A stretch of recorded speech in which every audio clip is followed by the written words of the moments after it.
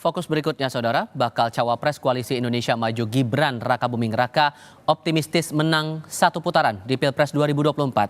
Hal itu diungkap Gibran saat bertemu perwakilan parpol pengusung dan relawan hingga masyarakat di Bandar Lampung, Lampung. Selain hasil survei sejumlah lembaga, kerja keras para relawan di akar rumput yang membuat putra sulung Presiden Joko Widodo itu optimistis bisa menang satu putaran. Dengan semangat Bapak Ibu semua, saya yakin kita bisa menang satu putaran. Akan kita pantau terus pergerakan di akar rumput di bawah.